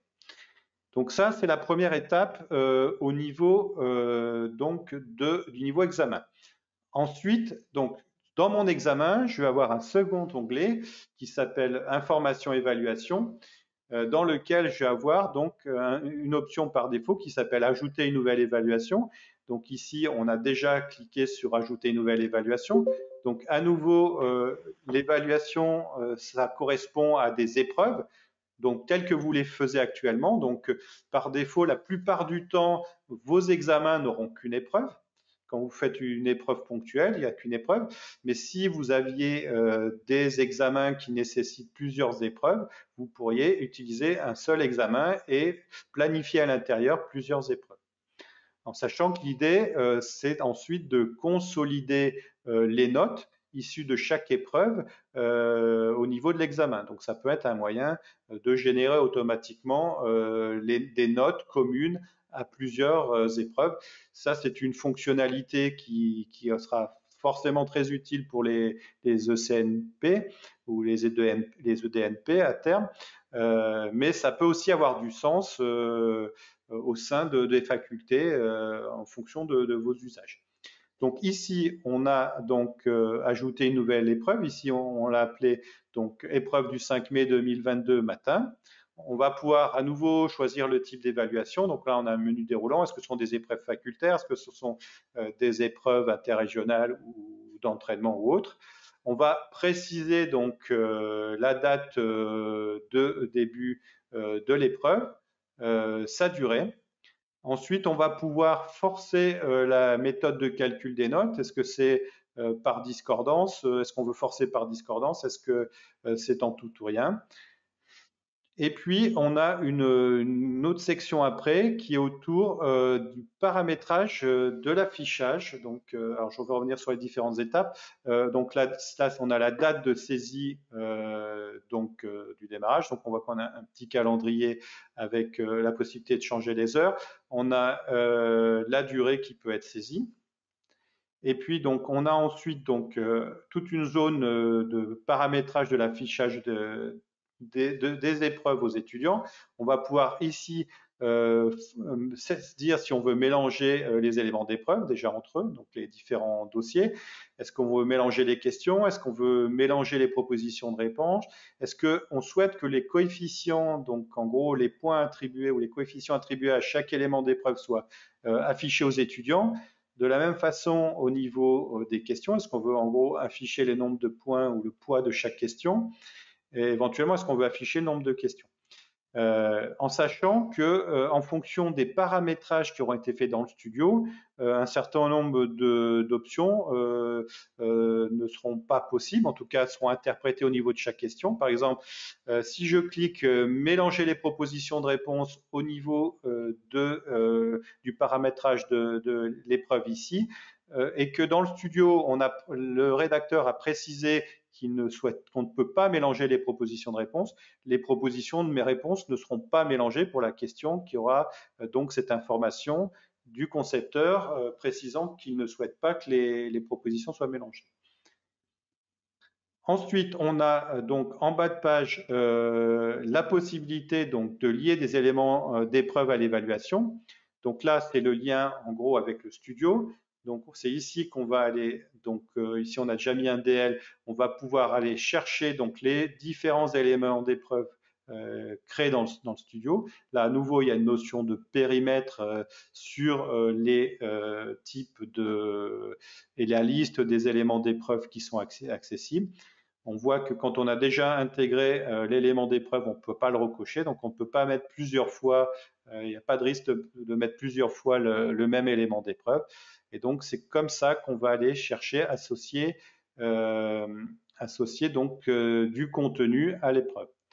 Ensuite, l'étape éventuellement, mais là à nouveau, dans 99% des cas, ça ne sera pas le cas. L'étape d'après, éventuellement, ça serait d'ajouter une nouvelle évaluation. Et là, par exemple, on peut dire que on va rajouter une épreuve l'après-midi du 5 mai. Et à nouveau, on va pouvoir donc, comme pour l'épreuve précédente, associer du contenu spécifique. L'étape suivante, ça sera l'inscription des étudiants. Donc, on va vous afficher la liste des groupes du périmètre de votre institution en fonction aussi des éléments sélectionnés. Donc, ça, c'est-à-dire l'UFR en gros et la promotion ou formation promotion sélectionnée dans le premier onglet d'information. Et là, donc, vous allez pouvoir donc simplement inscrire vos étudiants. Il y a d'autres onglets qui apparaîtront progressivement. Il y a en particulier l'assignation des salles, l'assignation des tablettes, l'assignation aussi des personnes qui vont pouvoir superviser les épreuves. Donc ça, c'est des éléments qui apparaîtront sous forme d'onglets dans la barre supérieure. Voilà. Donc ça, c'était pour la partie création d'épreuves. Je passe très rapidement sur la partie statistique, donc la possibilité en fonction des référentiels de pouvoir donc retrouver des éléments déjà joués, d'avoir le nombre d'étudiants qui ont joué l'épreuve, soit un DP, soit un QI, et d'avoir en gros le taux de réussite associé à chaque question. En gros, ça peut être des critères pour intégrer des questions dans une nouvelle épreuve. En sachant que ça, c'est indépendant de la partie notation où on aura des informations liées à l'épreuve plus poussées au niveau de la partie notation, comme on l'avait sur l'ancien environnement. Juste un petit point sur le planificateur. Là, je vais aller très vite, il reste plus beaucoup de temps. Le planificateur, c'est pas seulement le lieu de gestion des épreuves, c'est aussi chef d'orchestre de l'ensemble de SIDES UNES Évaluation. Donc, il faut savoir que c'est ici, sous la forme de liste, que vous allez pouvoir gérer en particulier les référentiels de formation. Donc là à nouveau, cette partie-là vous sera expliquée quand elle sera mise à disposition. En gros, ce qu'il faut retenir, c'est que en gros, on a du paramétrage possible qui se fait à différents niveaux. Donc, on a un niveau officiel qui est un niveau national dans lequel, par exemple, on va retrouver le référentiel du deuxième cycle de médecine, on va retrouver le référentiel de l'internat de pharmacie, on va retrouver par filière ou par filière, on peut avoir plusieurs référentiels, on va retrouver des référentiels nationaux. Et puis, ces référentiels, ils seront hérités au niveau en dessous, soit au niveau universitaire, soit UFR. Enfin, ça, ce sont des choses qui sont paramétrables.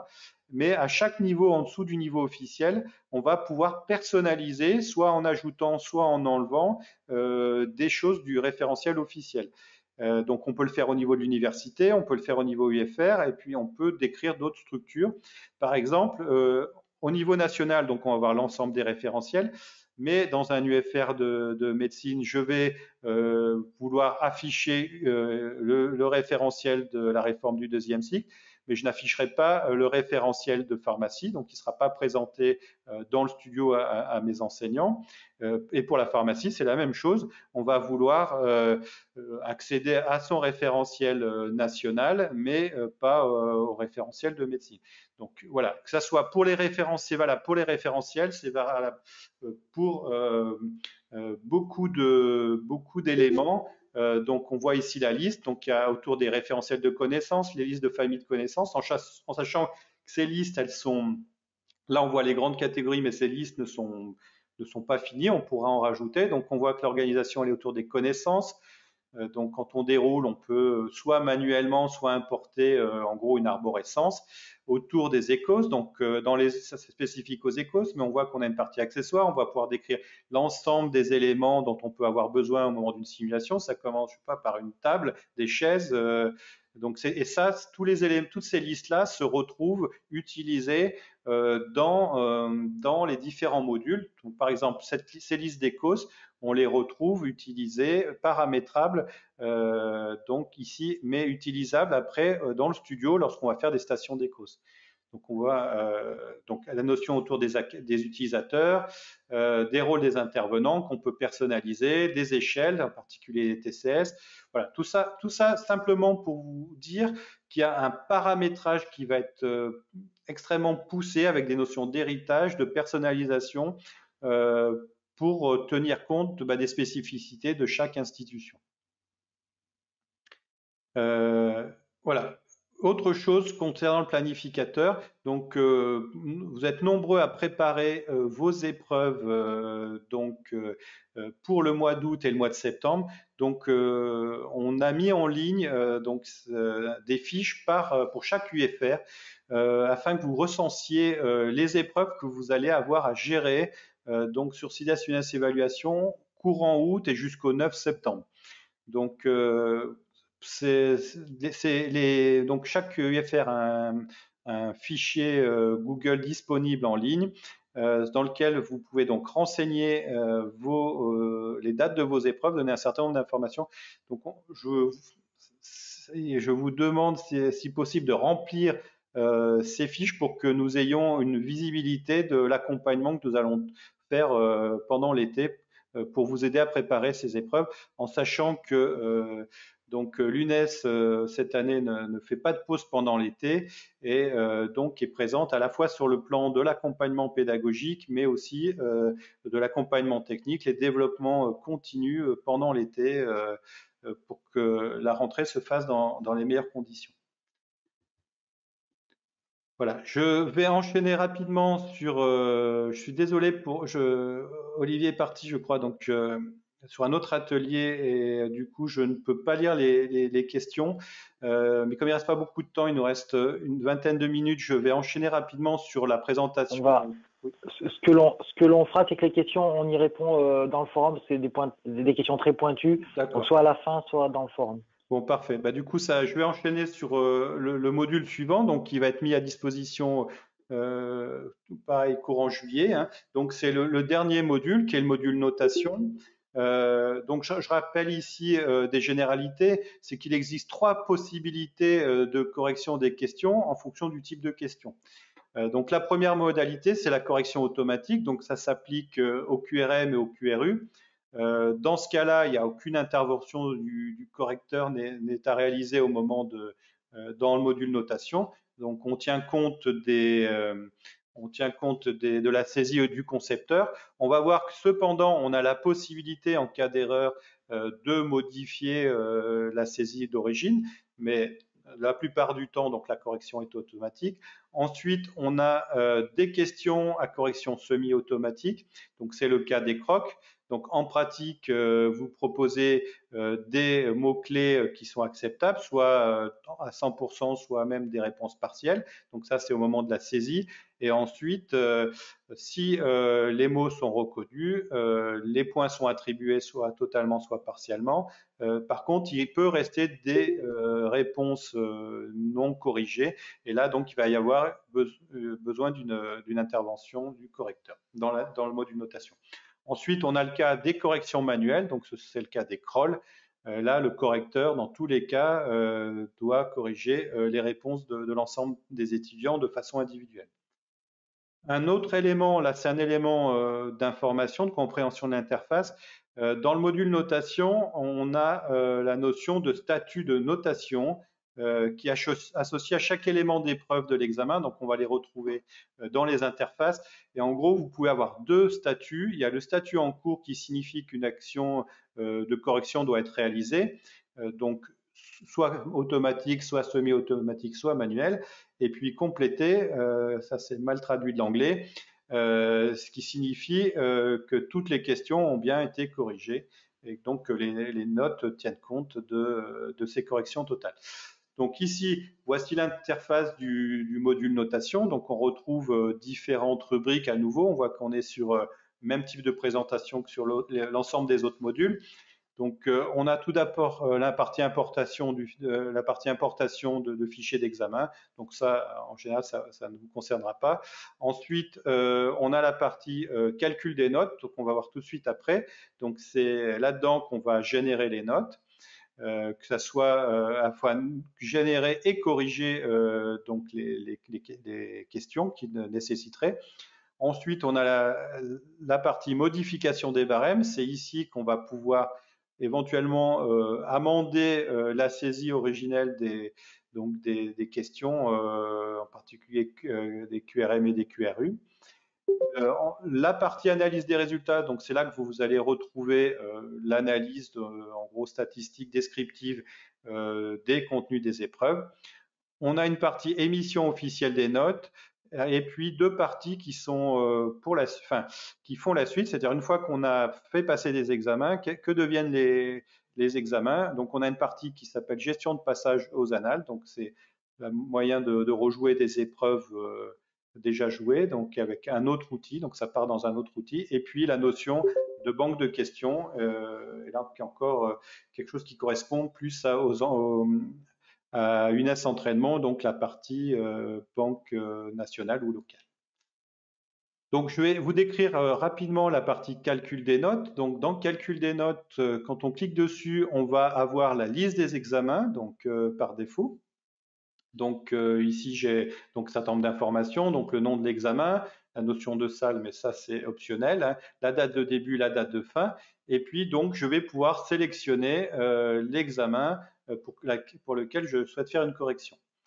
Donc là, je passe dans un autre onglet. On a vu tout à l'heure que donc on est au niveau élément d'épreuve. Donc je vais retrouver ici les différents dossiers ou les différentes séquences de questions isolées qui constituaient mon examen. J'ai à nouveau ici le titre, la notion de coefficient, c'est-à-dire quel est le poids de chaque partie, chaque dossier dans mon épreuve. Et puis je vais donc pouvoir sélectionner donc un élément. Et là, j'arrive sur la liste des étudiants. Donc je vois ma liste d'étudiants. Et donc j'ai aussi donc elle a un champ qui donne la note. Et ensuite j'ai une notion donc le fameux statut de la notation, soit complet, soit en cours. Donc la première chose à faire. Donc pour chaque étudiant à droite, j'ai deux options qu'on va décrire. La première qui permet d'aller corriger les crawls et la deuxième tout simplement d'afficher la copie de l'étudiant. En bas, j'ai trois options, donc calculer les notes. Donc quand on clique là-dessus, en gros, on va soit recalculer les notes parce que on vient de corriger des crocs ou des crawls, soit au début, quand on affiche l'élément, simplement calculer les notes de façon automatique. Ensuite, je peux enregistrer les notes, donc c'est-à-dire que je veux que mes modifications soient prises en compte. Et puis, on a une option particulière pour la correction des crocs. Lorsque j'arrive sur la liste des étudiants, donc je vais cliquer sur calcul des notes. Donc, ça va calculer les notes. Donc, elles vont apparaître ici ou être mises à jour dans la partie notes, hein, dans la colonne notes.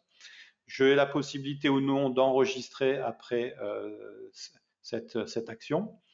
Et puis, donc ensuite, pour chaque étudiant, j'ai la possibilité d'afficher sa copie. Donc ici, on retrouve les différentes questions, donc la liste des questions, avec son énoncé.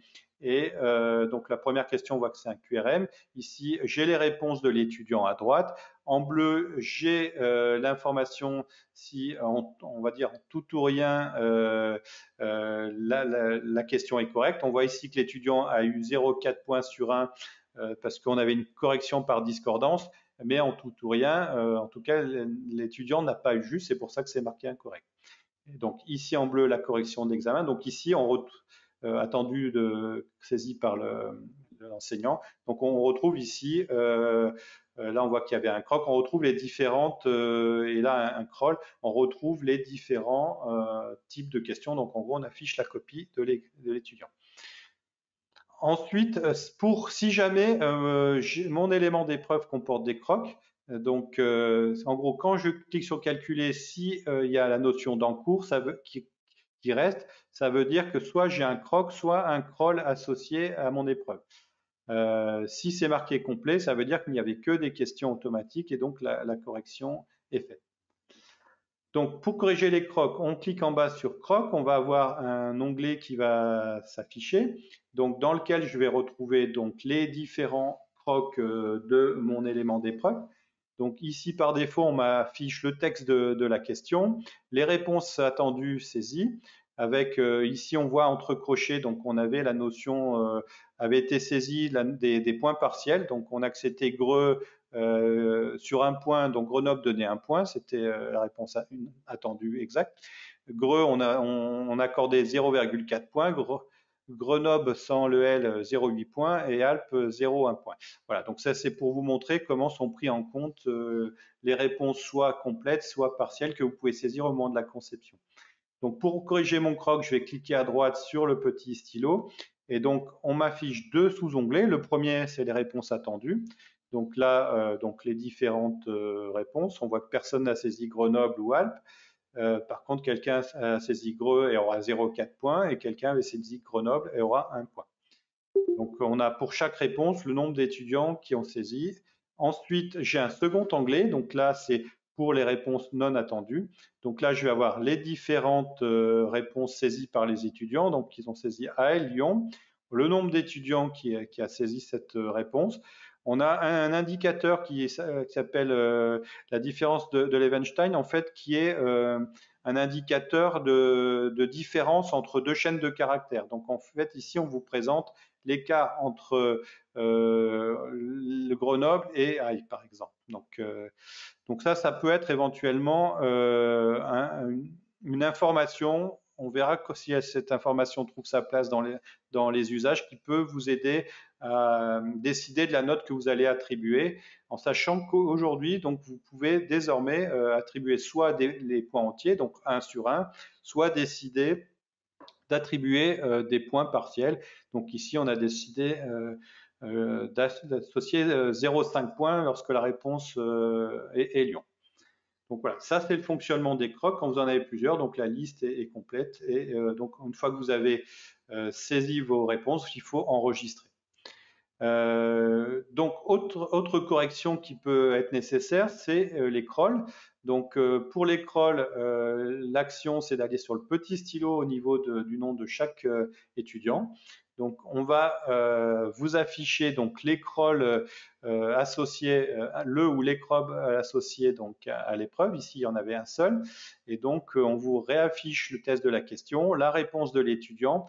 Et là, vous avez donc un champ de saisie pour saisir la note attribuée à l'étudiant. Et on vous reprécise donc le score, le nombre de points de la question. Donc, ça sera en gros le score maximum que vous pouvez donner et les coefficients attribués à la question. Donc là, à nouveau, lorsque vous avez saisi la note, il faut enregistrer. Voilà. Donc ça, c'est pour la partie calcul des notes. Ensuite, on a la partie modification des barèmes. Il peut arriver qu'on se rende compte qu'il y a eu des erreurs de saisie lors de la conception. Donc là, à nouveau, en modification des barèmes, on va vous afficher vos différentes épreuves, vos examens. Et puis, pour chaque partie, donc les éléments d'épreuve. Et vous allez pouvoir ainsi descendre jusque pour chaque élément d'épreuve, donc afficher les questions associées à l'élément d'épreuve. Et là, vous avez différentes possibilités de modification. Donc, ça peut être de préciser la note maximale sur laquelle va être rendue la note de l'élément d'épreuve. Donc ici, par défaut, c'est 20, mais vous pourriez avoir besoin d'un rendu sur 100 que vous n'auriez pas anticipé en amont. Donc là, vous allez pouvoir modifier la note maximale et donc automatiquement, toutes les notes seront recalculées sur 100. De la même façon, à côté, vous avez la notion de coefficient d'élément d'épreuve. Ça, c'est donc le poids de cet élément d'épreuve au sein de votre épreuve, donc vis-à-vis des autres éléments d'épreuve. Donc, c'est le poids de ce dossier, par exemple, par rapport à un autre dossier qui serait présent dans l'épreuve. Ensuite, dans la partie inférieure, vous avez donc la liste des questions donc de cette épreuve, avec à droite donc la possibilité de modifier le poids de la question, voire éventuellement mettre 0 à la question, voire même complètement de supprimer, donc soit de neutraliser en mettant 0, soit de supprimer donc la question. Et donc là, à nouveau, vous avez en bas donc la possibilité d'enregistrer les modifications, de refaire le calcul des notes et d'enregistrer les notes tout de suite, sans repasser par les autres menus. Voilà, et on vous demande de valider à nouveau. Juste avant, donc on prendra les questions s'il nous reste un petit peu de temps après. Je vais vous parler de l'accompagnement qui va être fait donc au cours des semaines de juillet et au mois d'août autour de ces outils. Donc à nouveau, je vous rappelle que l'ensemble de l'équipe de l'UNES est sur le pont, aussi bien sur le plan de l'accompagnement pédagogique que des développements ou de l'infrastructure. Donc toutes les équipes sont sur le terrain pendant l'été. On ne s'arrête pas de travailler. Donc vous allez avoir des interlocuteurs pendant tout l'été. Je vous rappelle ici les différentes modalités d'accompagnement que vous connaissez probablement, donc qui sont mises à votre disposition. Donc il y a la page web d'accompagnement donc en ligne qui est le hub central à partir duquel vous avez accès à tous les outils ou toutes les informations. Je rappelle qu'il y a une mallette de formation donc qui contient les enregistrements de webinaires, mais aussi des tutoriels. Nous continuons à faire des webinaires pendant l'été, donc il y en aura 6 au mois de juillet. Je vais vous préciser lesquels juste après. Les cafés pédagogiques aussi continuent, toujours 2 par semaine jusqu'à fin juillet. Il y aura une petite interruption pendant 3 semaines et on reprendra donc en semaine 34 à la fois les webinaires et les cafés pédagogiques. Donc vous avez aussi le groupe des référents UNES donc, qui est toujours actif, sur lequel vous pouvez échanger, et puis le courriel d'assistance spécifique donc qui restera valide tout l'été, hein, il y aura toujours quelqu'un au bout, support-évaluation@unes.fr. Donc pour la page d'accompagnement, je rappelle son adresse. Donc à partir de cette page, vous pouvez accéder à la mallette, aux inscriptions webinaires de formation au café pédagogique, au groupe d'échange, et donc on rappelle l'adresse courriel du support. La mallette, donc elle continue de s'enrichir à cette adresse. Une particularité pour l'instant pour l'accès au studio. Il faut continuer de passer par le formulaire de demande d'accès. C'est probablement quelque chose qui va disparaître courant juillet, mais pour l'instant, on n'a pas de date à vous donner, donc il faut continuer, que ça soit pour les gestionnaires de scolarité, que ce soit pour les enseignants, il faut bien que chacun fasse la demande d'accès au module studio à travers le formulaire qui est dans la mallette. Au niveau donc des juste un petit point pour compléter. Après, ce sera automatique en utilisant les fonctions dans Cockpit. Mais là, comme on a mis ensemble le bout de puzzle, c'est pas disponible aujourd'hui. Et en attendant, continuez à passer par le formulaire. Voilà. Au niveau donc l'ouverture des outils. Donc la semaine prochaine, en semaine 28, vous avez l'ouverture de l'accès à UNES Cockpit. En semaine 29, ça sera le planificateur. Et en semaine 30, donc ça sera le module notation, en sachant que l'objectif, c'est de débuter les épreuves numériques à partir du 1er août. Et donc, l'accompagnement se poursuit. Donc, la semaine prochaine, c'est en semaine 28, donc toujours 2 webinaires thématiques par semaine. Donc, le premier webinaire en semaine 28 sera autour de UNES Cockpit, donc dès mardi matin. La semaine 29, donc l'atelier sera autour du planificateur. Et puis en semaine 30, donc ça sera autour du module notation. Donc les mises en ligne à la fois des documents, des tutoriels et des enregistrements des webinaires se poursuivront donc dans la mallette au fur et à mesure donc du mois. Et puis au mois d'août, donc ce qui est déjà prévu, c'est en semaine 34 donc de refaire un webinaire donc le mardi de la rentrée autour de l'atelier, donc autour de UNES Cockpit, et puis le jeudi autour du planificateur. Pour la suite, évidemment, on continuera l'accompagnement, que ce soit webinaire et café pédagogique. N'hésitez pas à nous faire vos retours pour nous préciser vos besoins, en sachant que l'idée, c'est de continuer à couvrir les différents aspects de CIDES UNES Évaluation, du cockpit, mais il y aura aussi besoin de vous accompagner autour de UNES Formation, donc la partie Moodle, pour ceux qui gèrent des parcours. Donc voilà, n'hésitez pas à nous faire des retours sur vos besoins de formation, ou si vous identifiez des choses qui manquent ou des axes de formation que vous souhaiteriez avoir. Vraiment, faites-nous remonter vos besoins. Et donc, les cafés pédagogiques continuent.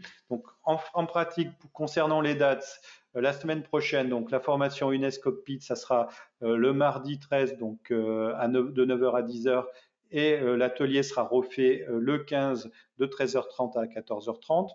La semaine 29, donc on a l'atelier autour du module planificateur, ça sera donc le 20 juillet de 9h à 10h, puis de 13h30 à 14h30.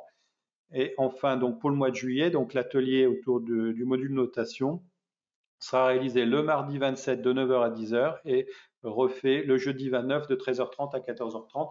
Et là, vous avez à nouveau donc les dates des cafés pédagogiques sur juillet. Donc toujours le le jeudi. Oui, alors le jeudi parce que c'est le mercredi et 14 juillet. Donc exceptionnellement, il y en aura un le jeudi et le vendredi la semaine prochaine. Donc le premier, le jeudi de 9h à 10h et ensuite de 13h30 à 14h30 le vendredi. Et après, on reprend donc le RIP du mercredi à 9h et du vendredi à 13h30 pour la semaine 29 et la semaine 30.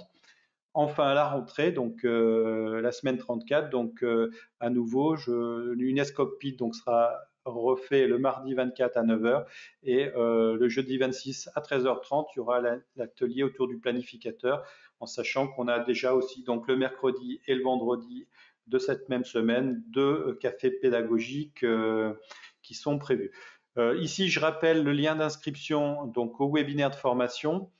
C'est le même lien qu'on utilise depuis le mois de juin. Donc, pour ceux qui sont déjà inscrits au webinaire, vous allez continuer à recevoir les notifications de webinaire. Voilà, pour les nouveaux, il faut vous inscrire ici. Et pour les cafés pédagogiques, donc c'est à nouveau une adresse commune, mais liée au café pédagogique.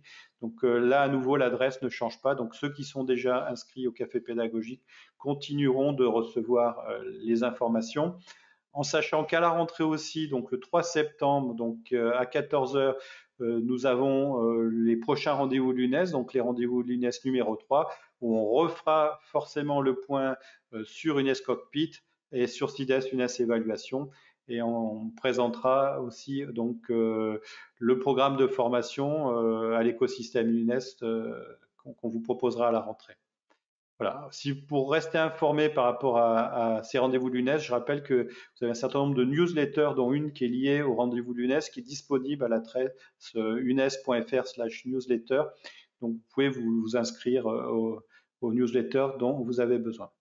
Voilà. J'ai terminé cette présentation. Je suis désolé pour l'aspect très peu interactif de cette séance, en sachant que donc la semaine prochaine, le prochain café pédagogique sera donc jeudi. Enfin, vous en avez un jeudi et un autre vendredi, et mardi donc vous avez le webinaire sur UNES Cockpit. Voilà, c'était très dense. Il y avait beaucoup de choses à vous dire. Je ne sais pas si on a, Grégory, si tu as vu des questions, ou éventuellement vous pouvez ouvrir votre micro. Oui, bonjour Jean-Charles. Bonjour Abel. Juste une question, au moment de l'import en fait des fichiers Excel et l'association entre le nom d'étudiant et l'iPad, est-ce que c'est possible d'avoir un fichier d'import associé au nom d'étudiant et l'iPad? Alors, effectivement, ce qui est prévu, c'est de pouvoir, alors je ne sais pas où ça sera, mais ce qui est prévu, c'est que vous puissiez importer vos listes de tablettes et que vous puissiez les assigner. Sur les modalités pratiques, je ne peux pas te le dire aujourd'hui, mais n'hésite pas à faire un retour écrit, que ça nous laisse une trace et qu'on mette dans nos logs. D'accord, ok, merci. Alors, je vois qu'il y a une question sur le fait qu'on ne distingue pas la notion d'examen et de conférence d'internat. Cette notion, elle pourra être distinguée éventuellement dans le type d'usage, en fait. On a vu qu'il y avait un champ particulier où on précise l'usage, alors que ce soit un examen facultaire, on pourrait très bien avoir dans la liste conférence d'internat comme type d'épreuve.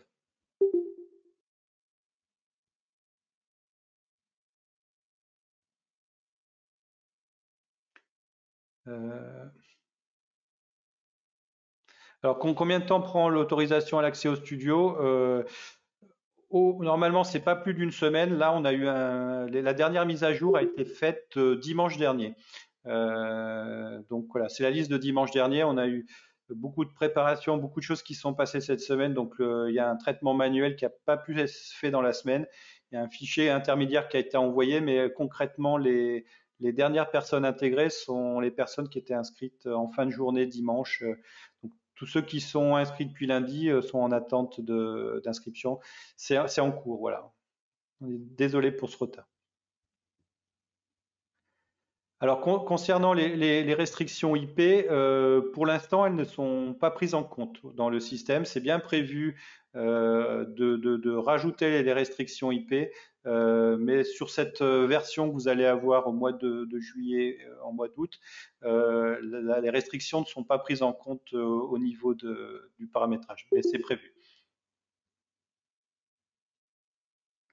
Alors, l'étiquette tag concernant j'imagine c'est au niveau du studio, c'est une question qui revient souvent, donc effectivement, je pense qu'il va falloir qu'on y réponde. On est parti sur la notion de liste, vous avez vu, donc ce sont des listes fermées. Donc, soit on arrive à passer par des listes fermées, gérées au niveau de votre institution, soit il faudra réouvrir sur des tags libres. L'idée étant autant que possible de passer par des listes fermées de tags pour qu'elles aient du sens au niveau de l'institution après pour les recherches. Le tag étant très individuel, même si on s'entend sur un tag, ne serait-ce que l'orthographe peut varier d'une personne à l'autre.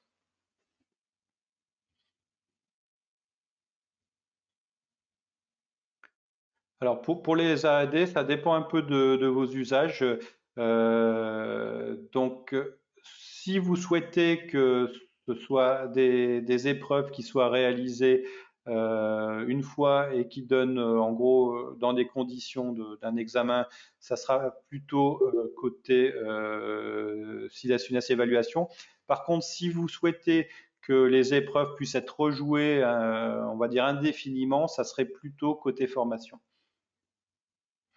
Donc, concernant la mise à jour, donc, enfin la mise à disposition, donc c'est la semaine prochaine UNES Cockpit et donc on attend les deux autres modules, planificateur la semaine d'après et notation encore la semaine d'après. L'objectif pour nous étant d'être opérationnel pour le 1er août. On est conscient des contraintes de votre côté. Hein. Alors oui, en fait, comme on le disait tout à l'heure, alors il va y avoir un travail sur SIDES-NG. L'idée, c'est aussi à terme de rentrer par le cockpit, mais il va falloir effectivement qu'on ramène les liens utiles vers les différents modules de façon centralisée. Ouais, l'écosystème est trop riche maintenant pour qu'on puisse mettre un bouton par module. Donc l'idée, c'est plutôt d'avoir un nouveau graphisme qui est dans le cockpit, là, style à la Google avec le rond avec les petits points et après on déplie et on accède ainsi à toutes les applications. Et l'objectif, c'est effectivement qu'on puisse de quasiment n'importe quelle application avoir un lien pour aller sur toutes les autres applications. Sauf évidemment la solution d'examen puisque c'est un truc un peu particulier. Voilà, concernant la durée de l'épreuve, effectivement, il est prévu donc d'avoir. Tout à l'heure, on a vu qu'il y avait la date de départ, mais il est bien prévu d'avoir aussi une date de fin. Donc, il y a deux possibilités. C'est soit vous bornez votre épreuve avec une date de début et une date de fin, et donc c'est la date de début et la date de fin qui font office de période de composition. Mais si vous souhaitez ouvrir sur plusieurs jours, vous allez avoir la possibilité aussi de rajouter une durée. Donc, si vous ouvrez sur plusieurs jours, soit vous décidez que l'étudiant peut composer comme il veut sur la totalité de la durée, soit vous allez pouvoir, on a vu qu'il y avait un champ tout à l'heure, préciser la durée de la composition. Et dans ce cas-là, lorsqu'il a dépassé la limite de composition, il y aura une validation automatique qui sera. Voilà, c'était une première approche des outils. Il faut conclure, je crois, parce que là, le temps passe. On arrive à la fin de cet atelier. Voilà. Merci beaucoup pour votre écoute. Nous sommes désolés de ne pas avoir pu être plus interactif. L'atelier s'y prêtait pas bien. Donc, l'atelier est enregistré, donc vous retrouverez l'enregistrement sur nos différents outils. Et en particulier, il sera aussi mis dans la mallette de formation. Merci à tous. Et donc, on vous retrouve cet après-midi sur d'autres ateliers. Puis, on vous rappelle que ce soir, donc, il y a une plénière, je crois, à 16 heures. Donc, à nouveau sur le même lien que le webinaire d'inauguration de 9 heures. Merci à tous et à très bientôt.